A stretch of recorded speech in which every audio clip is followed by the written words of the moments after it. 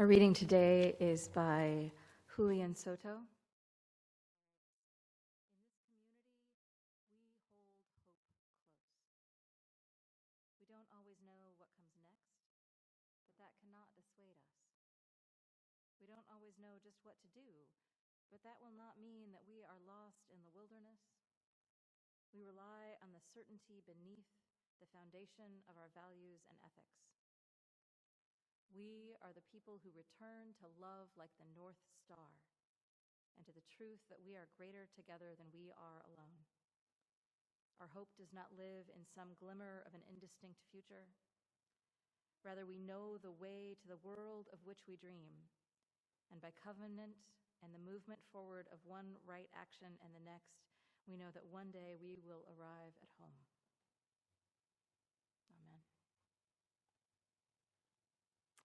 I have a bunch of questions here. A couple of them are the same question. I sort of mixed in, there was a stack of more personal, lighter questions, and I kind of mixed those in with some of the rest of them. So you will hear things like, what do we believe about life after death, followed by, what's my favorite color? So we are mixing this up, and I am just going to do my best, okay? All right. How can an atheist be a Unitarian? Our definition of what is a Unitarian has expanded mightily over the last 100 years. Unitarianism in particular, but Unitarianism and Universalism both have been profoundly affected by the Humanist Manifesto and the Humanist movement of the 1920s. Nowadays, many atheists are Unitarians because we have found that no matter what your beliefs about a higher power, we believe that it's good to gather in community. We believe that it's good to work at becoming better people. We believe that it's good to want to make this world a better place. And so that tent is big enough for everybody who wants to do those things. What do I see as the influence of universalism in the Unitarian Universalist Church today? I think universalism tells us that Bill Sinkford, who was the president of the UUA for a while, defined Unitarianism and Universalism as one God, no one left behind. And I think the no one left behind piece is something that we hold as an influence of Universalism today. How do you get your kid interested in church without forcing them like a lot of our parents did? Why do you think we have cookies?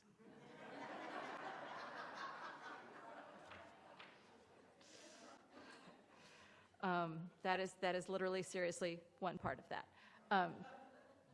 But also, one thing that I really like about this congregation, and one thing that really helps with this congregation, is that we do have a critical mass of kids at almost every age. And so finding friends helps a whole lot. We, I swear to God, have a youth group because those kids like each other, because there are enough of them to be friends with one another. And so, for a while, it's okay to make kids. For a while, it's okay to say that we're going to church, this is what we do. This is what our family does. At some point, that no longer is possible. At some point, your kids are going to say, I can stay home by myself, and that is what I want to do. Thank you very much. And then, we hope that they have made some friends.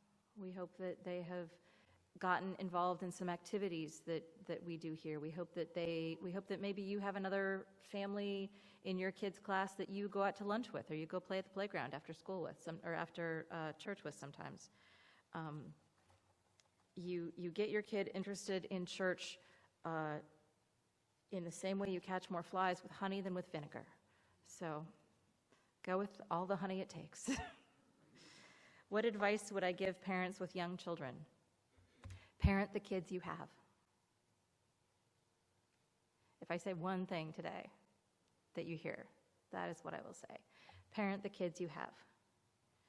All the books, all the advice, on what to do. It's not bad. It's good to know some things. It's good to know what some official person thinks about something. But I know that I had a much easier and successful time parenting when I realized that my kids don't respond to consequences. They are more stubborn than I could be, and I was not interested in going down that road at some point.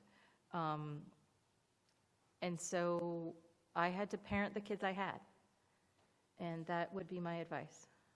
Figure out what works with your own kid. Love your kids for who they are. What is my favorite place to travel? I really like the Oregon coast. It is home. It is in my bones in a way that almost nothing else is, and I breathe easier when I am there.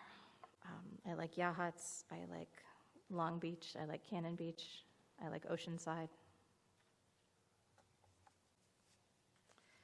When I was little, what did I want to be when I grew up? I wanted to be a teacher. Do I perform hand fasting ceremonies? Yes. Amy, can you vouch for that? What is my current definition of God? I believe that there is a creative force in the universe that I am comfortable calling God. That creative force to me is found in trees and rocks and water and in relationships between people. My God doesn't decide who lives, who dies, who wins the football game.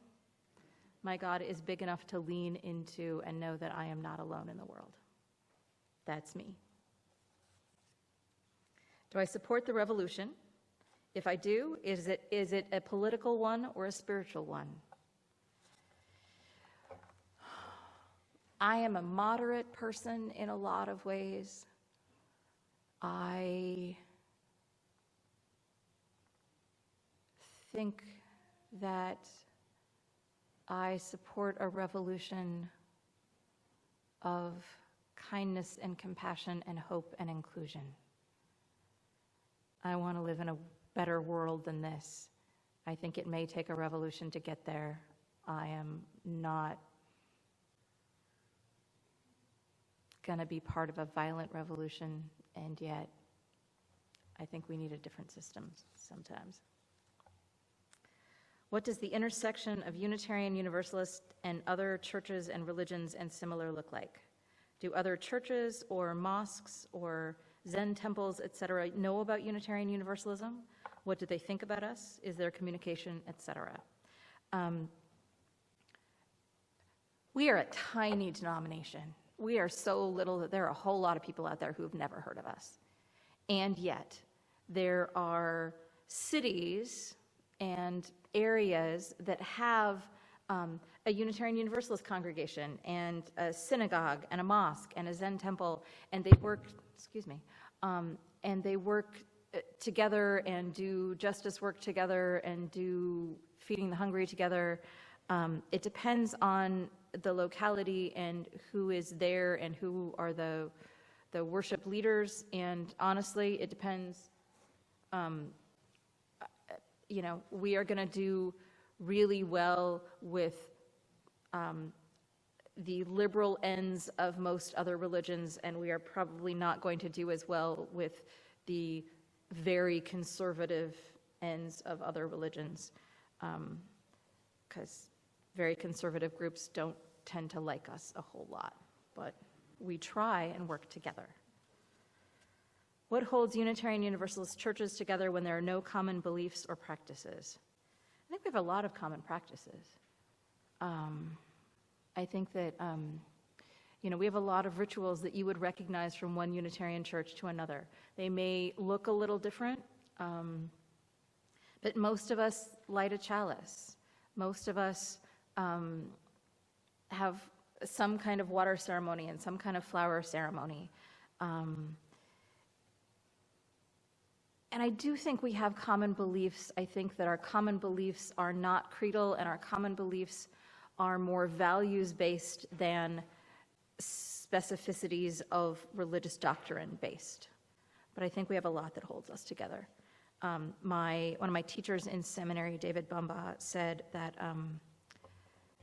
Because, for example, Catholics have this very specific doctrine that they follow.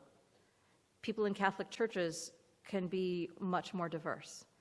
Because we don't have a specific doctrine that we follow, we tend to be more similar. I don't know if I thought about enough. There's another question about, is everyone in a Unitarian Universalist church Democratic or liberal or green? The answer is no, and yet.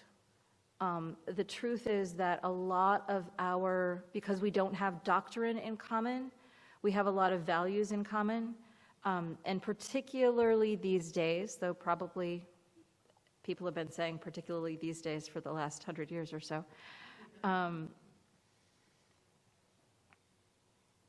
there is a lot of politics that is predicated on values.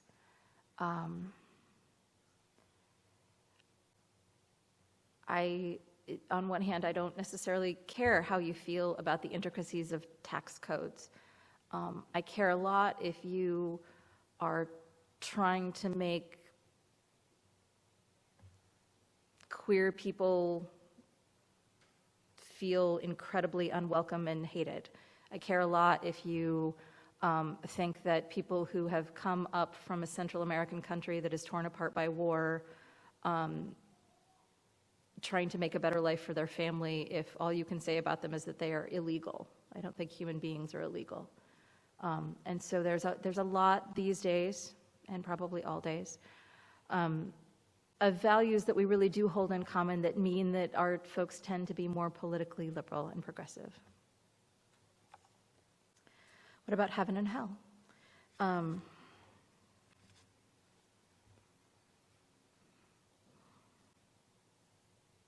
We don't know what happens next. And you can believe whatever gives you comfort. You can believe whatever makes you happy. I don't believe in a literal hell. Most of us don't believe in a literal hell.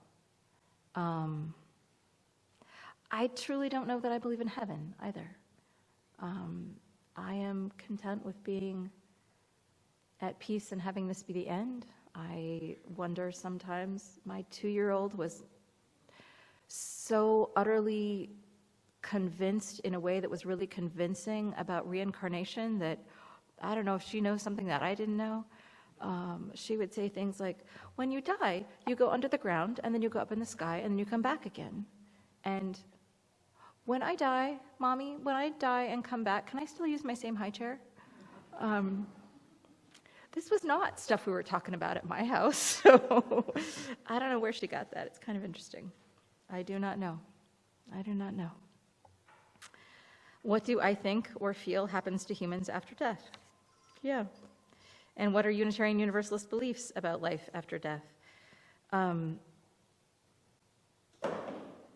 know a lot of people are very comforted with the idea that of heaven, that we will be reunited with our loved ones after we die, that we will be together in some better place. And there's nothing wrong with that belief. There's nothing wrong with that belief. If that belief gives you comfort, I think that's wonderful. I think that's wonderful. But what I know is that I care more about what happens in this world because this is what I know. This is what I am sure of. This is what I can have an influence on in the meantime. So that matters to me. 2 people, I should have expected this, said, where do we come from? What are we? Where are we going?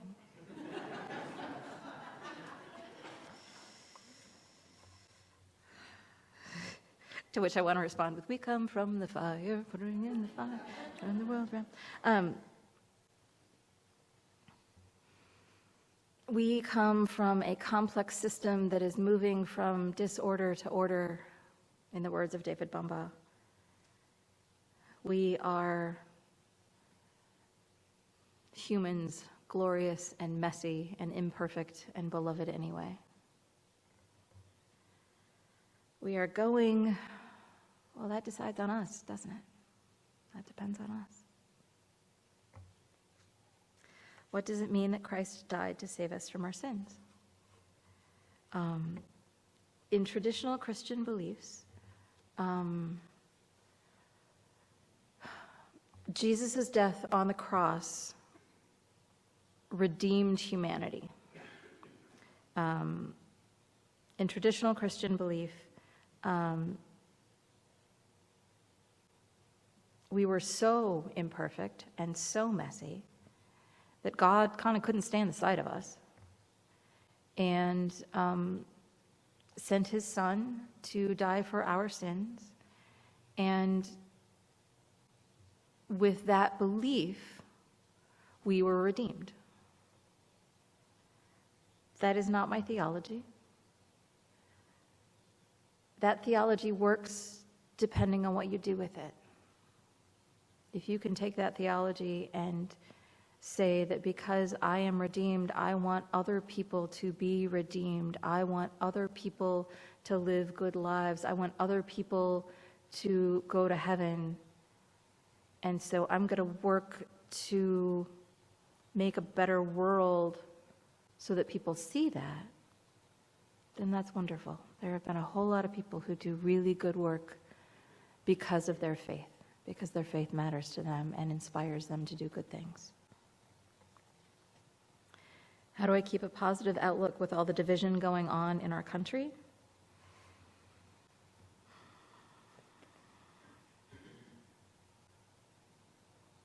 Talk to your neighbors. Talk to your neighbors. It is harder to see past divisions when that's all we know about somebody. If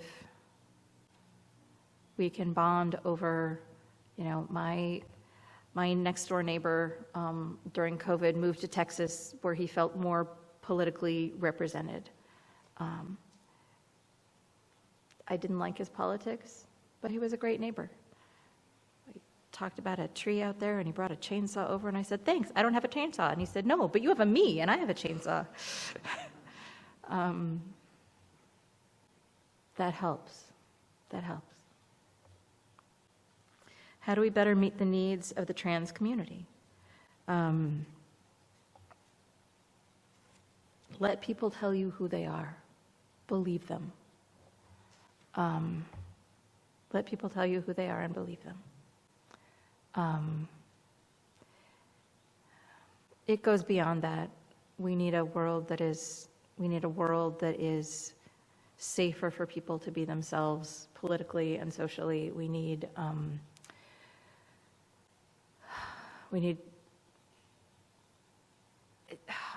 It is horrifying how many states have enacted really painful laws, and there is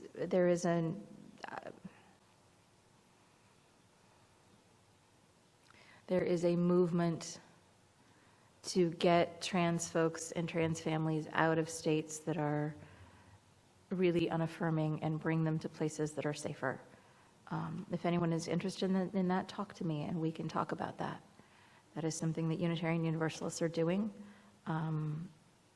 and we can be involved in that. I understand the church celebrated the 100th anniversary of its founding last week. Was this building built as a UU church? I ask because I have never seen stained glass windows with Jesus in a Unitarian Universalist church. On the nose. We were built as a congregational church. This church has been a Congregationalist church for was started as a free church meaning non-creedal, and bishops didn't get to tell us who our ministers were.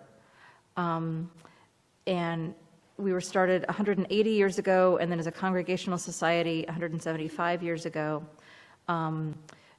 This church worked really hard at continuing to be a free church, which meant that they didn't do some of the other mergers that the Congregationalists did and become part of, for example, the United Church of Christ. And so they started affiliations with First Unitarian Church of Portland and became Unitarian Universalist in 1961. But when this church was built, we were a congregational church following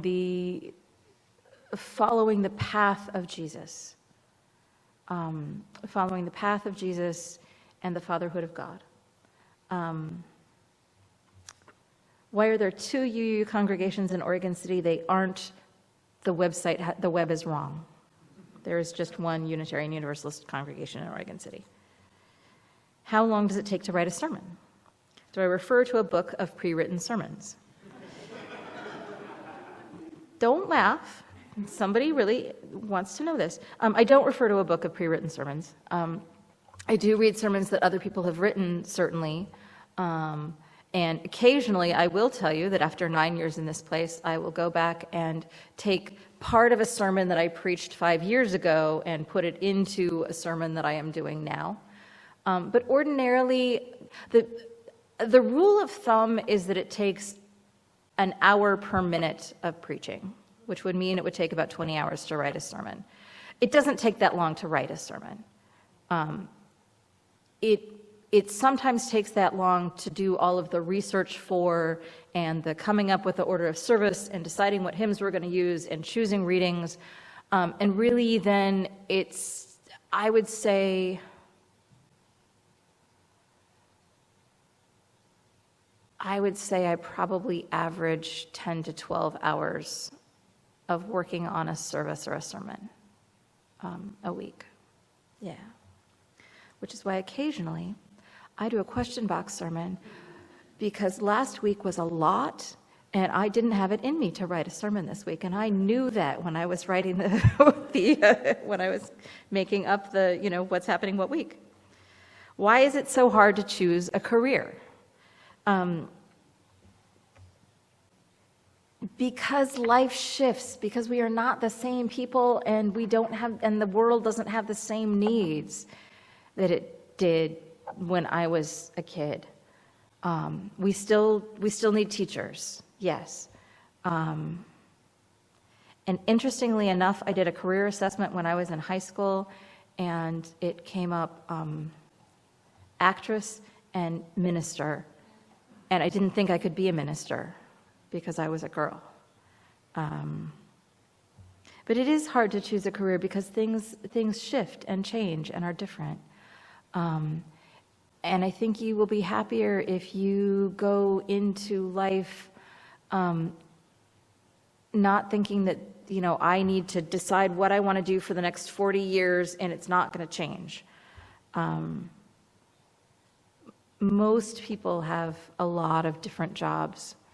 Most people decide different things about who they are and what they want to do. And I will give you a Howard Thurman quote, which Howard would know better than I. But it's, don't be concerned with what the world needs. Be concerned with what makes you come alive, because what the world needs is people who have come alive.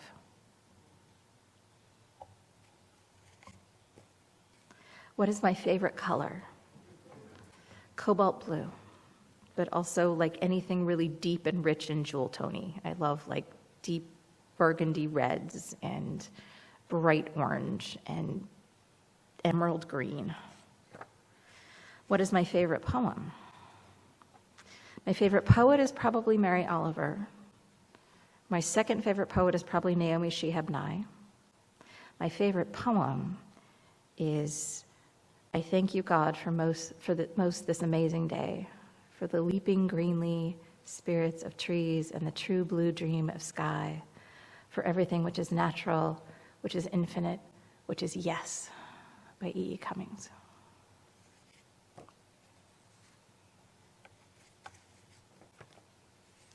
With a growing number of families in religious education, is there a way to be more involved in UU children's summer camps in the Pacific Northwest? Do our family or youth have a summer camp that is supported by the Unitarian Universalists? If so, how can we participate? Yes, there is a summer camp called Camp Blue Boat, which some of our youth have participated in.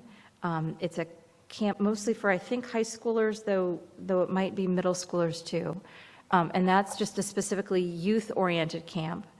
And there is a family camp, which is Elliott, which is up at Seebeck Conference Center in Washington. And Elliott has 3 summer camps that they offer. There's July Elliott and August Elliott and Creative Arts Elliott. I have worked there some. Sherry Winterstein, who some of you may know, is a super regular at Elliott. And there are other folks from other congregations in the area who go to Elliott pretty regularly. It's a fun thing. You can talk to me about it.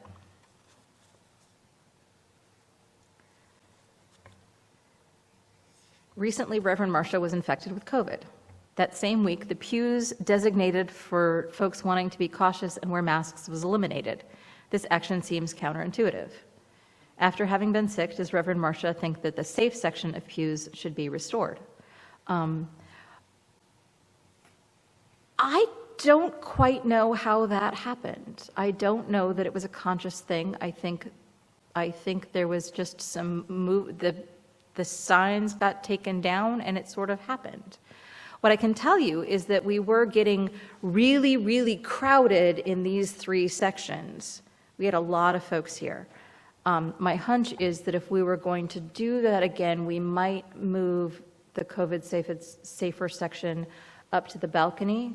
I do think it would be a really good idea to invite folks to wear masks. If you want to wear a mask to church, if you're more comfortable doing that, you are totally encouraged to do that.